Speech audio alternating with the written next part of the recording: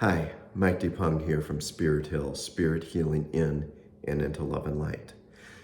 I will tell you this about my own healing.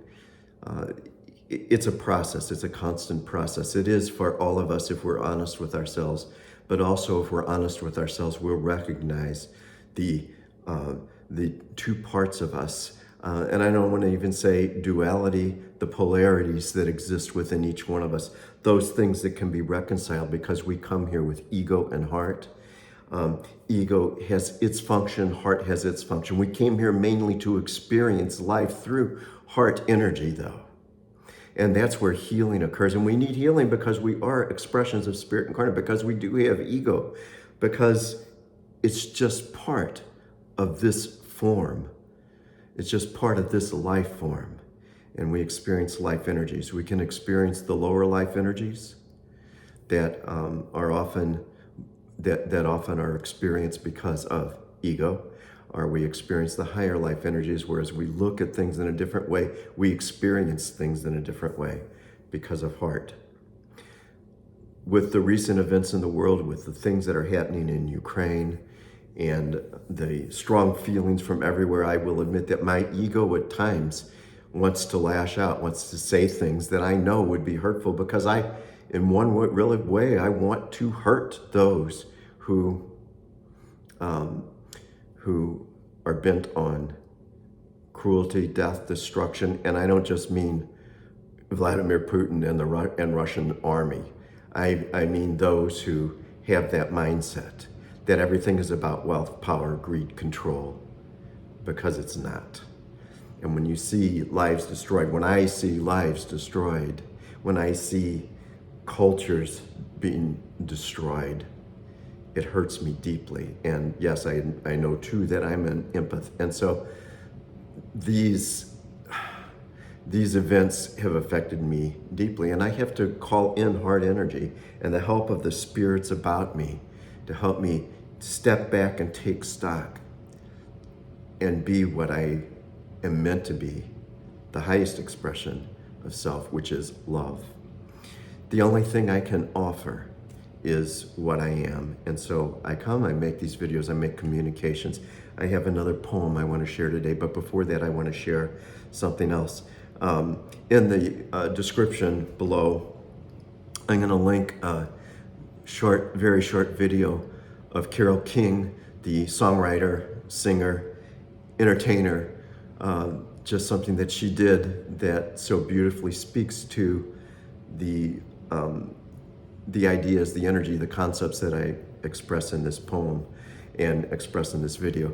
We can only be us and do us, but then that us connects with others and it affects others, and who knows the ripples, and I can't worry about that. I can only express me. I want to say something too that has been on my heart.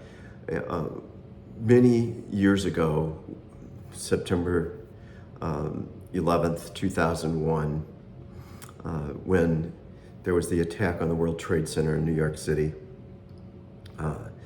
One of my seniors in class, as we watched those events unfolding, tears were just streaming down her face. And she said, "I don't understand it. Why can't people just get along? Why can't we all just get along?" And you know what? It's kind of that simple. We don't get along because of ego. We don't get along, and the reason why ego does it is not just that ego is evil. We don't get along with ourselves because we don't recognize who we are, that we are spirit incarnate, that we have ego and heart. And if we don't awaken to heart energy, if we don't awaken to our highest self, then ego takes over. There is disrespect and imbalance with self, and that will express eventually in the collective, and it will express in the events that happen in the collective. And it's what we see unfolding now. So if anything is needed right now, it is the message that we have to listen, we have to seek, we have to want to explore and discover self, what we are, and then to listen to what the spirits in all of life about us say. And that's what this poem is about. So just listen.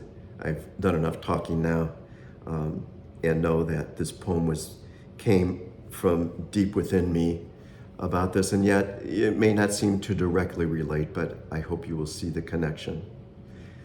And it's titled, "The Crocus Smells Love." The call. Spirit spoke to me today, calling me to look down, but I saw nothing at first. Then wind blew the word to me, "Look." Crocus had sniffed the spirit of spring and stuck several little green snub noses out of fertile earth through the moss, sniffing not only spring, but also me. The trance. The little birds whisper in their twitters and coos and calls, discoursing their revelations of life's spirit. They allowed me to sit with them and learn. Rich colors flash, sweet wisdom sings, bluebird, cardinal, mourning dove, robin, mockingbird, all freely offer spirit wisdom.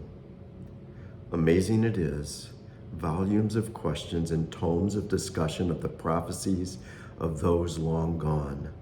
You prophets of patriarchs and patriarchs of prophecies, with your words often devoid of heart, filled with ego, bearing little love, spirit that moved you, you often corrupted.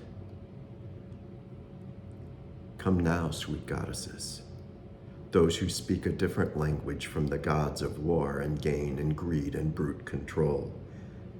I hear your words. The same spirit that moves through you, channels through you, whispers to me right now, right here. These expressions of divinity, no less than me, no less than wind hushing softly, loftily through the treetops. Now, dropping down to throw its shawl about me, including me, encouraging me, asking me, what have you learned? What do you hear? What prophecies and revelations of spirit do you dare to take from here? Respect and balance. Expressions of love, of unyielding, unconditional love from Earth herself, from the spirit of all. Respect and balance I seek to maintain. They are ours to embrace. The truth. Bluebird, robin, cardinal, mockingbird, and dove share their divinity more surely and more unmistakably than those ancient prophets. Live in respect and balance with self, the other, the elements, the unseen worlds. This is love. This yields joy. Here creates peace. Yet how does war rage there? The wisdom of these true goddesses and true gods, these expressions of divinity, one with us, speak. When no heed is taken, when no time is given to seek, explore, and no respect is given to discoveries of truth, respect and balance blur. But love calls for us to hear. The emergence. Wind subsides, the birds quiet and scatter. Our conference ended. The crocus savors the sweet aroma. Love remains. And that's the best that any of us have to offer. That's the best any of us have to offer, is the love of highest self, the love that we are at core, at essence, at root. And all the other complexities that arise, all the other questions, all the other politics that arise from ego questionings that can't just set aside those things, that can't echo the question of, that can't answer the question of my student from those years ago. Why can't we all just get along? All of those ego complexities will never answer that question. Heart does, and it's very simple. We can. For now, The best I can do is send this out, hoping that it will help healing, that will ripple across the world, that love will reach those of Ukraine, those of Russia that have been deceived, those here in America that have been deceived by foolishness, by what is evident before our eyes, that the same kinds of spirit that exist in warlike Putin's warlike energies are right here. We need to pay attention to what's in our backyards.